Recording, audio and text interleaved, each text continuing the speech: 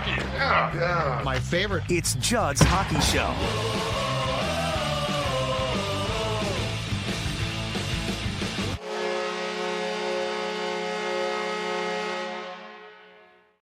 And welcome into the Wednesday before Thanksgiving. Happy Thanksgiving, by the way. Extravaganza, Judd's Hockey Show. Jessi Pierce, of course, NHL.com covers the Wild. Also, Bar Down Beauties with Kirsten Kroll, which you can find on the now on the Score North network of hockey podcasts. AJ Fredrickson, yours truly. And guys, we're going to talk about a wagon here in 1 second. 5 consecutive wins, 9-1-1 in November. Absolutely unstoppable. The only question is the Stanley Cup parade going to shut down at 94? Are we going to go, are we going to use 394 as well? Are we going to have 3 days off? But before we get to that, I want to talk to you about one of the great hockey tournaments. In fact, I think it is the best hockey tournament. In fact, I think it's the best annual tournament in sports, and that is the World Junior Hockey Championships, which are fast approaching here. 50th anniversary, December 26th through January 5th. Grand Casino Arena and 3M at Mariucci. Only the second time this event is going to be held in our fine state. We're talking about speed, skill, and top 10 talent, or top talent from 10 nations. And now have I got a deal for you as Black Friday approaches. That's right, Black Friday. It's a BOGO deal. Buy one ticket, get one free now through December 1st. It's perfect for a family night or for that hockey-obsessed friend who you might want to give a holiday gift to. Grab your BOGO tickets at WorldJuniorsMN26.com. WorldJuniorsMN26.com. Did you guys think about a month ago that we would be talking about Jessi Pierce, that we would be talking about a team that can't lose now when in October they could barely win any games? No. It makes you wonder, right? Like, Just did we overreact? Did we get a little silly? Like, I still don't think so, because that team in October was abysmal to watch, right? Like, it wasn't just the fact that they were losing. It wasn't just the fact that they were a minus 11 goal differential. It wasn't just the fact that they not only could not score, but couldn't stop. It was a bad hockey team to watch. They deserved to be at the bottom, not just because of the wins and losses, but the way that they were performing. And it's kind of like, well, what happened? Like, did we just bury that team? Halloween night came and we were like, never mind, we're taking our masks off. You can credit the players only meeting, which I'm sure is exactly what they want to do and want us to do. But it's just, there was no excuse. Like, there was just no excuse for the way they performed in October. Yeah, we reacted to what they gave us. And I actually wrote this for my Substack that you can find right now. Cheap plug, by the way, judzolga.substack.com. We reacted to what they gave us, but the question now is, are you the October team? Is that really you? Are you this team? Are you somewhere in between? And why did you come out so slow? So like, yes, you can say, well, the media and the fans overreacted. I'm sure the players would love to say that, but the reality is this: they came out, played like crap. We said, oh, you're playing like crap. And now they're playing great. By the way, I am actually more skeptical of this than I was October, because I'm not buying this hook, line, sinker, baby. This is very much wait and see. This is very much wait and see right now, Age.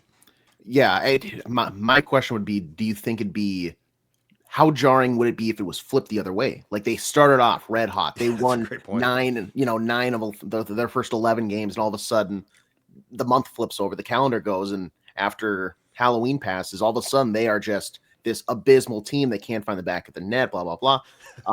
I would say I'd still probably be like, yeah, this is more of what I expected, but the fact that they've now done this since the start of the month is a little reassuring to me. Like, we're getting closer to we're coming up on Thanksgiving, and it's been nearly a month of this is kind of they look like a pretty good hockey team. Mm-hmm. Now, granted, I'm still with you in the boat of I don't know how long they can actually keep this up, because on one hand, I want to give them props because they're battling now at points.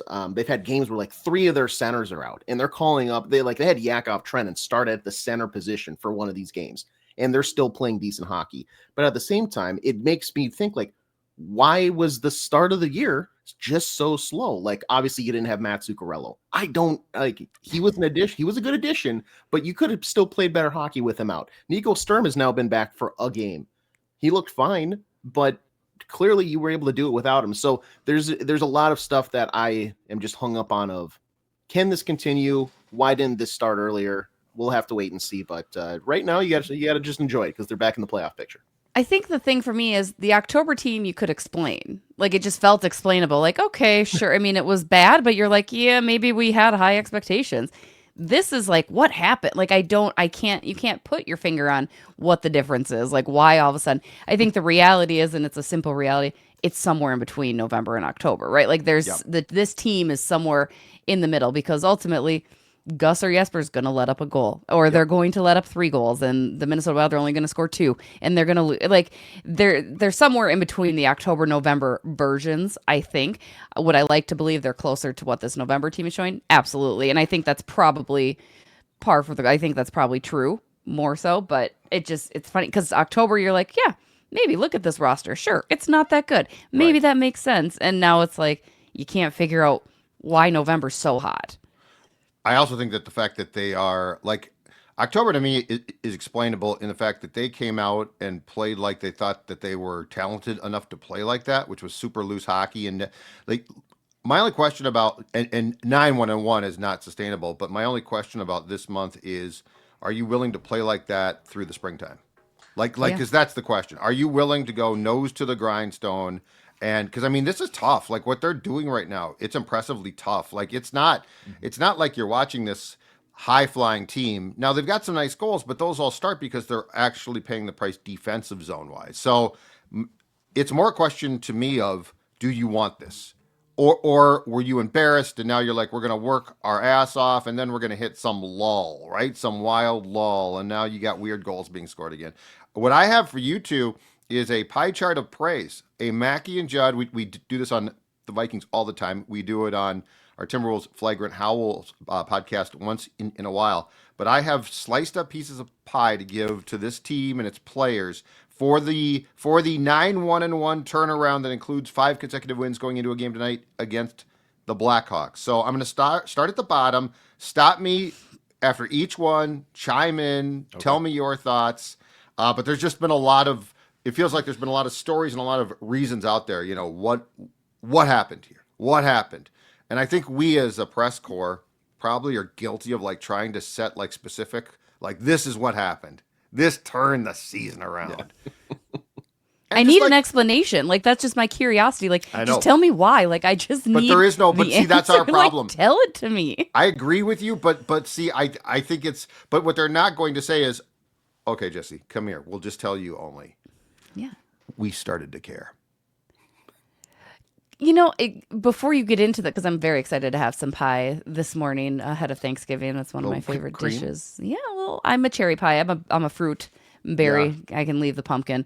But Agreed. I digress. The thing is, if you guys remember, you were in the locker room a little bit. And I'm going to say this very carefully and word it very carefully as best I can.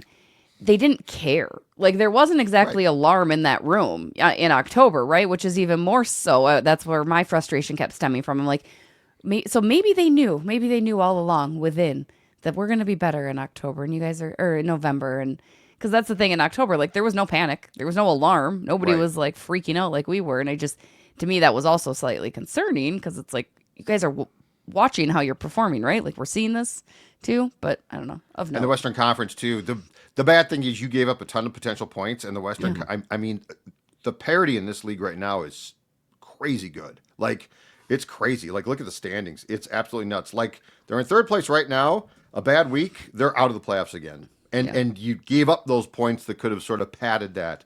All right, starting at the bottom, I'm going to give a 5% first slice to the now infamous team meeting called by Jared Spurgeon. So they got embarrassed by Pittsburgh at home. And instead of closing the door and making the media wait and yelling about how we're not playing, he decided to text John Hines and say, the next day I want to have a players only meeting. We're going to talk this out. We're going to hash this out. That was now the Halloween meeting, at which point the Wild was 3-6-3. I'm only giving it 5% because I think it's too easy of explanation for this is why. Like, did it help? Definitely. Should it have been necessary? Definitely not. But I give it 5%, you guys. if my memory serves correct, this was following the 4-1 home loss to the Penguins, but prior to the 5-2 win against the Canucks. Yep. Yes. Okay. Which separates the months. Perfectly. Yeah. Okay. Perfect.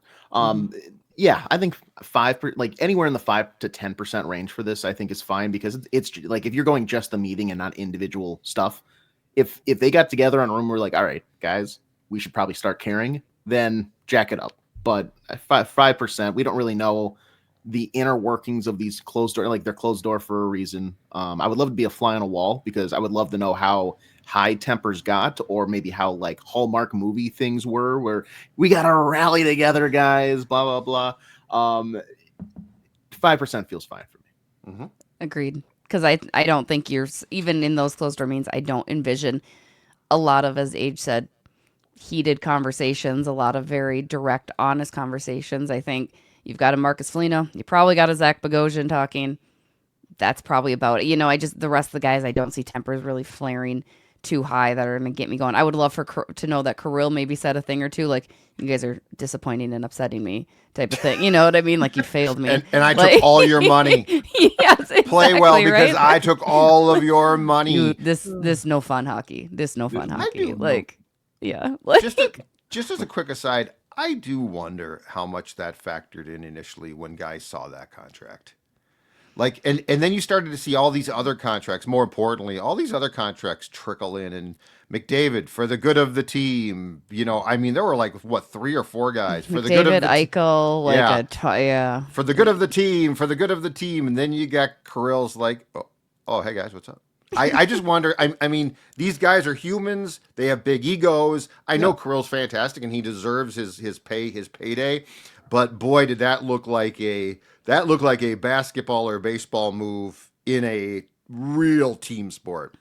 Yeah, I'm just saying. I think he still commands like a good relationship with the guys. Like, I think his personality, at least from everything I've always seen, like, he's well liked in the room. He doesn't act like a guy that, did take all your money and run away with it. Like, right. I don't know. I feel there's probably inner workings, right? You always are going to feel that tinge of like, oh, why did you do that? That's what I I'm think wondering. It's not. Yeah, I don't know that it's. But loud resentment enough. can pass. Yes, exactly. Like you might be mad at Mike for a month.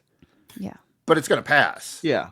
I need him to do things for me, so I can't even allow it to be a month, because it's like, oh, 2 hours. Fine, I need you to do 2 hours. Yeah. Sorry. Exactly. If we were doing like the flip of pie chart of blame on their awful start to the season, I think that like the contract thing would be a pretty large slice, aside from individual play. Like, just creating this kind of weird functioning, like, yeah, we love to have you here and we do like you, but also, did you really need the extra mil? Did you really need $17 million? And it's not even this year. That's the thing. It's not even like this year kicked in. As of right now, the team is essentially the same thing it would have been, but there is that kind of weird back and forth. I'm sure that some guys are like, that's a lot of money, man. But Matt Boley's over here on the precipice of star hockey, making $7 million. And like, not that that's by any means, like, I would love to be making $7 million this year, but when you look at it, is Kirill $10 million worth more than what Matt Boley's doing right now? It's an interesting thing to think about. Exactly. Okay, so now I've got 3 more chunks of 5%. I'll throw them all together for you. 5%, Brock Faber, who's been fantastic this month. Got off to a rough start. He is now, in this month, 4 goals, 4 assists, 11 games plus 7. 5% to Kirill, who's actually been consistent. So he's got 6 goals, 5 assists. He's a +6, which is the thing that's ticked up. But he had 7 goals and 9 assists for 16 points in October. So he is still Kirill. And then 5% to the return of Zuki, 1 goal, 7 assists, +2 in 8 games. Obviously intangibles. My issue here is he's also 38. Like, he is flat out telling guys, I got to retire at some point. Like, Kirill, I got to retire at some point here. So I'm giving 5% because he's been important. I don't think he probably should have been this important. I think it's ridiculous. But so 5% to Faber's uptick, Kaprizov just because he remains a consistent star, and then Zuccarello. I'd give a little more of the pie to Faber in between those 3, right? Like, It was so noticeable how down and out he was. Not even just from the lack of points that he was showing up on the sheet, but his confidence. I mean, now you see him enter the zone with some swag, right? With some confidence, and he's back on the PK. He gets on the power play a little bit here too. It's just, a bigger chunk of that pie is the turnaround of Faber, and that just, I think, helped everybody back on the blue, and it looked better. It looked so wrong to see him perform so poorly in October, go scoreless through 9 and everything like that. So I'd give like 9% to Fabes. And it is weird to give a 38-year-old any pie right now, because what if the 38-year-old is the turning of the season? Like, it's crazy. Then you're screwed. Like, then you've got a problem, Age. Yeah. Do you guys feel that with this turnaround, Faber has like cemented a spot on Team USA's roster? Not that there was maybe some questions like after that first month where it's like we can have a conversation about whether or not he should. I still think he's one of the better American defensemen, but at the same time, it was like, he's just not playing all that well. Does he need the 2.5 week reset? Just like taking some time off of hockey might find it. But now this month, I mean, he's been substantially better. It probably, given Bill Guerin's the GM, it probably makes more sense to think that he's now a lock no matter what. But I would say before there was a conversation to be had, now I feel it's almost a shoo-in. October Faber, I would have left off the roster. I would have at least had that conversation to leave him off the roster. And the tough thing is, and the thing that'll always kind of be on Faber's side, aside from Bill Guerin obviously being very familiar, or John Hines, is there aren't that many strong American defensemen, really, right? You've got Slavin, you got Werenski, but then and Quinn Hughes, but Seth Jones? Like, like Faber will always kind of stand apart in that way. But yeah, the October Faber, I was very in Bar Down Beauties. I discussed that too. Is like, do you have that consideration? Like, maybe Faves doesn't make the team, but now I think he's probably locked. You're right, Age. Agreed completely. He's a right-handed shot as well, right? Mm-hmm. Yeah. So, and those are hard to find. But yeah, I thought that there was for the good of the Wild, the way that he played in October, I did not want him playing. I didn't want him playing games he didn't need to play. But yeah, I think he is definitely a shoo-in now. I've got 10% chunks of pie to give out. But you know what? I'm giving 100% of my pie to my favorite place to go to watch games, and that is Mystic Lakes Hop House, their new sports bar. And I'm going to tell you right now, if you're a sports fan, this is an absolute dream, because this is a place where it's not your traditional sports bar where you walk in, oh, cool, they've got tons of TVs, and one's on Seinfeld, and one's on Friends, and it's like, where are the games? And I'm like, well, that game came to an end, and nobody knows what the hell they're doing. At Hop House, these are true professionals. If you're watching this, you're seeing the amount of TVs. It is a perfect place with the Vikings struggling to go watch the Vikings on a Sunday and watch every other game. If you play fantasy, you can watch all of the games right in front of you on a bunch of screens. Again, Mystic Lake Hop House. And if you want to make a night of it, check out their hotel. Stay there. It's fantastic. Go downstairs then the next day and enjoy the Hop House as well. All right, so 10% chunks of pie here, you guys. Or, there's, three. Okay. Marcus Johansson gets one. I give him a 10% just because I'm amazed by this. Yeah. I mean, I'm simply floored. I mean, he's been great.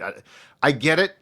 He's on a 1-year, pretty cheap contract, and if you light a fire below his ass, this is what you get, which is an indictment of the dude when he's not on a short-term contract. But I mean, 3 goals, 10 points, plus 11 in 11 November games. Matt Boldy's been fantastic. Ackles, 5 assists this month. He's been great across the board, of course.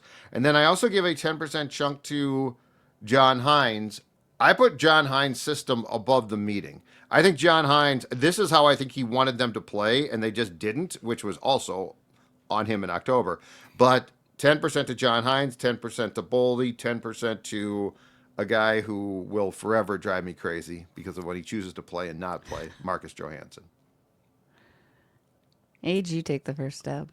Oh, fine. Let's have the conversation then. I think it's time to apologize to Marcus Johansson. Whoa. No. This is what he wants. This is what he wants. Let me specify because I think I was a little too. I'm still very critical of his game. Like, I would love for him to be stronger on the puck. I think he's an absolute liability. If you have to ask him to skate into the zone, you need to get him within breathing distance, and he's going to go down like a bag of potatoes.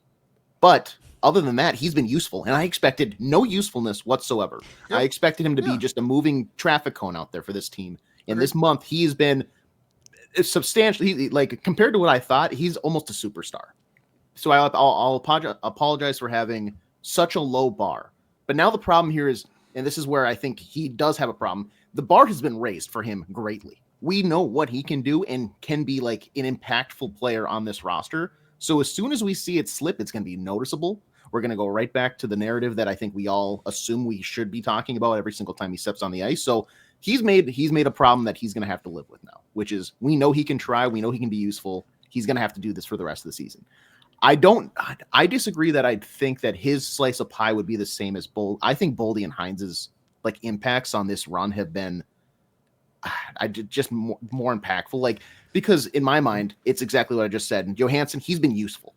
Matt Boldy's been a star. Like, this guy has been confident. He's been driving that line, and he's elevated Johansson. So I think his slice of pie would be better. Mm-hmm. And I think Heinz, his system, but also I would rope in an extra couple, like, if you take away 5%, put Johansson down at 5%, you add 2.5 to each Boldy and Heinz. Heinz's confidence in allowing Yurov to go to the top line and not taking him off after 5 shifts the other night and being like, yeah, we tried it, but now we just can't do it. And he's putting a little more confidence. It seems like in Zeev Buium to take a little bit more space, especially on the special teams. He seems to be warming up to some of these players where a calendar year ago, or even less than a month ago, it was like, I don't know if we can necessarily trust you to play in certain situations, but we're seeing the youngness kind of rise to the top. We're seeing Zeev Buium in overtime sessions, and the defensive strategy and system that he probably has wanted to implement has been a major catalyst for why the goaltending, which I assume is going to be on this list at some point, has also been propped up very well. So I would say Johansson down to 5% if this was my slice of pie, and then an extra couple percent to Boldy and Heinz. I think Johansson, isn't necessarily credited for the turnaround because he was the only glimmer of hope that the Minnesota Wild had to even start the season, right? Like, he was the only player really performing at a standard that any of us would have considered acceptable. It makes you wonder, and this, I don't want to go as far as an apology, and I'm not backtracking anything I have said. What if Liam Mogren had been given those opportunities and you had Marcus Johansson in the press box all this time? Like, could you think of how down and out this team would have been for as long as they were, right? Like, if that had played out differently, like, holy cow, like, what was that conversation with Marcus Johansson like to be like, you're going to play good. You're just going to be a good hockey player this year. That's what we're going to decide. Like, we're getting Washington Capitals Marcus Johansson, for crying out loud, which is insane. I agree, like, a little bit larger for Bolds because Boldy has found that consistency. Again, each year he takes that next step, and this year he's just doing it. I'm still on the 50 goals for Bolds. I'm still on the outscoring Kirill for Bolds. Love it. Keep it going. Number 12, you are him. So there's two things here about both of those players, and your points about the difference, the discrepancy potentially in pie is probably fair, is probably very fair. Boldy is showing up every night now, which he did not do. He's had to learn that. And to his credit, when he does, he is a star. I don't think he's a superstar, but he's a star. Some people will say a superstar, but then you got to put him. If you're a superstar, you go into Kirill territory, and I don't know he's Kirill yet. I need to see a lot more of this. Like, give me 4 years of this, and I will change my opinion. But the Johansson thing to me is simple. He's on a 1-year cheap contract.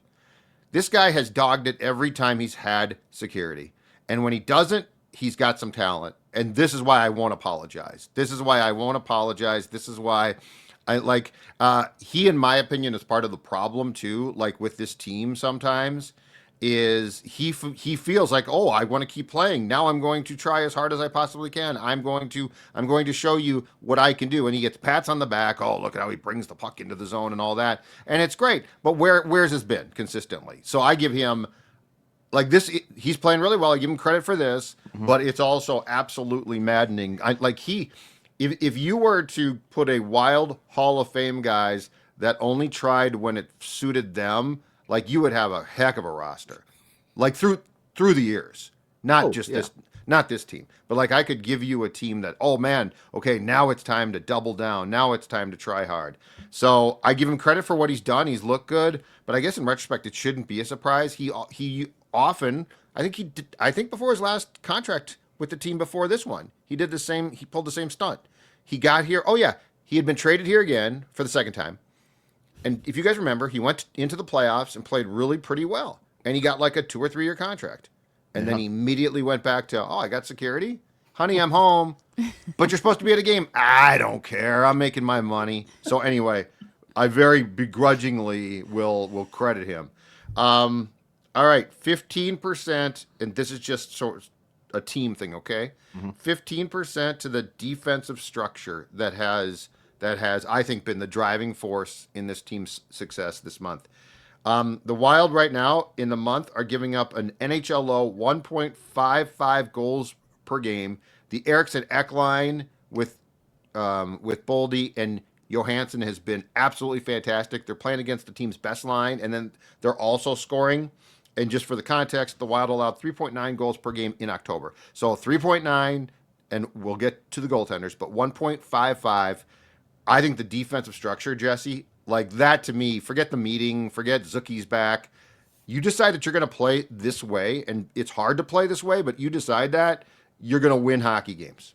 Absolutely. I know, again, we've talked about it. It's not the sexy hockey sometimes. I mean, granted, they scored 5 goals, and they're just completely shutting teams out the past 2 straight games. But defense for me, yeah, it's the largest piece of the pie. It is the biggest difference because defense was my biggest red flag in October because it was so uncharacteristic for how poorly they were playing and how leaky. I mean, I don't think goaltending was necessarily bad in October. Everybody wants to, put the goaltending on a pedestal now. Yes, but they weren't bad. It was the defense that was actually just terrible. They were just dogging it. They were not getting back. You're right. I love that you called out Joel Eriksson's line, primarily Joel Eriksson, because his defensive play has always been upstanding, but he's stepping up and doing even better this month. I think he deserves a big piece of that. But again, we talked about Fabes. Zeev Buljam finally getting a little bit more comfortable. And I think John Hines deploying him in the right situations. He doesn't need to be a top pair. He doesn't need to be necessarily getting those minutes just yet. I don't mind him as that third, right? And Jared Spurgeon, Jonas Brodin figuring it out. Middleton, defensively, I love it. That's my biggest piece of pie. Yeah, it's been great. Yeah, maybe I'm jumping the gun here, but I would rope in the penalty kill into this slice as well, which maybe would make it even higher. But 26 of 29 power plays they've killed off, like this month. They haven't allowed a power play goal in 9 of 11 games in the month of November. They're now at a 75.9% clip, right, or something like that. Yeah, and that's how crazy it is. For the month, they're at like 89.7%. They were at high 60s, low 70s for the entire month of October, and now it's looking. It was 60 age. That's crazy. It was 60%. They gave up 10 power play goals on 25 chances against. That's 60%. But they weren't giving up 5-on-5 goals. Wasn't that the whole narrative that they were trying to spin? Like, oh yeah, we're not great on the penalty kill, but we're stopping them 5-on-5. They're 89.7% in the month of November. You guys would easily lead the entire league. Yeah. Yeah, absolutely.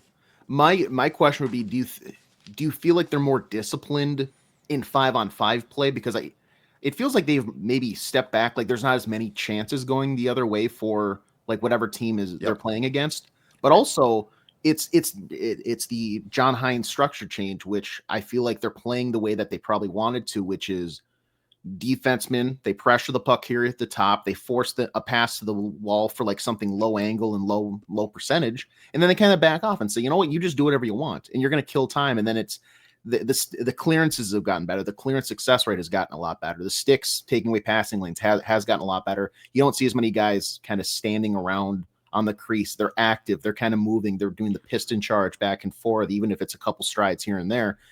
They just look as a total unit more engaged. So if you factor in my opinion, the penalty kill to this slice, I think it should be bigger. But at the same time, I think where we're going deserves massive slices of pie. So. And the personnel changes on the PK too. Having Faber out there, having Boldy. Remember when last year really Judd wanted to put Kirill on the PK, and we were like, no, but you're seeing teams that are putting Leon Draisaitl out there. Yeah. You've got the superstars, because that's the way the NHL is trending now, and Boldy being a piece of that. Like, it helps you with your aggressiveness. It helps you push the puck out. It's great. Exactly. You need good players to be on the PK, because you need to pressure the guys with the puck. You cannot sit back. This old thing of because all teams want to do now, including a lot of times the Wild, is pass the puck. And eventually you will get to a really good opportunity. But if I don't allow you the opportunity to sit there and pass the puck and ring around the freaking rosary, you put pressure on there, and now you skate the puck out. That's the other thing I love. When you could skate the puck out, skate the puck out. You have to clear it, skate the puck out. Mm-hmm. And players have a different feeling on it too, right? Like PK used to be for the dog fourth liners, right? And now it's like guys want to get in on that, get that ice time. So it's fun. All right, the last two slices of pie are brought to you by our friends at SeatGeek. That's right. If you folks are trying to get tickets to the big game coming up, perhaps, or you know what, sports, concerts, Broadway shows in town, comedy shows, SeatGeek's got it all. And here's the nice thing too. Each ticket is rated on a scale of 1 to 10, so you know that you're getting a good deal. Plus, every ticket is backed by their buyer guarantee. And of course, I got a promo code for you. Use the code JUDD10, JUDD10, for 10% off your next set of tickets at SeatGeek. That's 10% off any tickets with the promo code JUDD10. So if you are, heck, on Friday, you might want to go to the Wild Avs game. I'm willing to bet it's a hot ticket now. SeatGeek, just open up the app and you can get your tickets. All right, last two slices of pie. They're not the exact same. I gave 15% to the Gus Bus, Philip Gustafsson. And then the last slice, I gave a bigger 20% slice to Jesper Wallstedt, who, if I'm not mistaken, got to play in 3 games in October because Gus is our guy. He's our number 1 goaltender. Oh, wait, your first round pick's really, really damn good. And now has what? He's got a 970 save percentage in 5 games, 3 shutouts. And yes, the structure is helping him. But, that game against the Jets on Sunday, they definitely got loose at different times, and he made some huge saves. So, Wallstedt and Gustafsson, 15%, but Wallstedt, to me, the driving guy here in goal right now, 20%. He's the reason Philip Gustafsson has stepped up his game, too, because there's that competition. It was looking like Wallstedt's coming for the job. I think I said that in October. The way that Jesper is going to play and the way he's locked in and refuses to go back to anything close to what happened last year, it's tremendous. He's having fun. Like, that was a big thing. You guys can read in this month's game day program, by the way, the Sweet Spot. It's all about both goaltenders. Plug it's really that. Good. Plug that. We'll just come on. I plugged the Substack. You plug that. this. Look at that. That's a good story. Oh, that's about a nice goalies photo. Yeah. Hitting the month of November. That Jesse Pierce pen. But it was Jesper. That was a huge thing because I remember Marc-Andre Fleury. The reason he always credited his success was he was having fun. Like, he was able to brush off those bad games fairly easy. He's a competitor and he's out there taking it seriously, but he was having fun. And that's the big thing that he imparted on both Gus and Jesper. And you can see, that Selly, which I think somebody said is like a Swedish swordsman or something like that. Not really a bow and arrow thing, but it's more like, I haven't asked him. That's my first thing I'm going to do when I see him is I'm going to ask him what it is or where it came from. Because that's the hard-hitting news I like to give you guys. It's interesting. I need to know what it is. Like, it's great. It's fun. And you might have seen that on TikTok too. Yeah, you're having fun, and you should be. Like, winning is fun. Yes, we all know that, but it helps him in particular, I think, relax and perform better. So that's why it's important. It's not to take it lightly because he's not, but you feel that heavy weight off of his shoulders, and it's paying dividends. And again, like I said, it's pushing Gus to be his best too. Mm-hmm. Wallstedt getting the bigger slice here is correct. He's been great. Yeah, you're right. Thank you very much. You're welcome. Wait, you're right, Judd. Hey, all right. Thank you. But yeah, the structure's been good. And the fun thing about it is these two guys, I feel like they're very similar in style. And this is something that we've talked about on this show, I think last year, which was when we wanted potentially the Marc-Andre Fleury mentorship when he was still playing for Jesper Wallstedt. It's like, well, obviously he's a future Hall of Famer, but at the same time, stylistic wise, I think Wallstedt and Gustafsson play very similarly in goal, where it's kind of precise, it's robotic, it's okay, let's get squared up to the shot. The rebound control is pretty good. I would say so far, especially this month, I feel calmer watching the game when it's Wallstedt in goal. Like, Great. There's something just about him where it's just like, I have a confidence that he's going to make this stop. And if he makes the first stop and somebody doesn't clear the garbage up front, he's going to make the second stop. And he just seems a little more, I don't know, attentive to the puck at times, but we still haven't really seen a situation because of how good he's been where he gets a goal against, all of a sudden another goal against. And granted, they have been scoring, I think now a franchise high 12 games in a row first. Yeah. So we haven't seen him really have to play First from time in behind. like 30 years or something like that, or fifth team in 30 years to do that. I don't want to see this because that would mean they all of a sudden have a bad game, but it'll be interesting to watch when maybe they let up that first goal in the first 5 minutes. And now it's like, how does he respond? How does he react to that? Because it's probably pretty easy to play a goal or two up and you kind of have this good defense. But if you know, well, the 5-on-5 goals might still not be there, but we're going to get a power play maybe, but I'm still going to have to stand on my head at times. I'll be interesting to watch that when it inevitably comes. So, all right, that's the pie chart. As we talked about before, the Wild will play tonight, which is Wednesday night against the Blackhawks, and then back on Friday afternoon tilt against the Avs, which should be a heck of a game. The Avs have one loss, at least in regulation, this season, so I'm sure we'll be back soon with another Judd's Hockey Show. We'll talk to Jessi next Wednesday. Meanwhile, make sure to check out the Bar Down Beauties as well. We're hearing rumblings of a special guest next week. We won't reveal it, not confirmed yet on that end, but it sounds like it's going to happen. Now it doesn't. People are going to come. Come find out. Come find out. Yeah, exactly right. It's a cliffhanger, Jessi. He's AJ. I'm Judd. We'll talk to you later.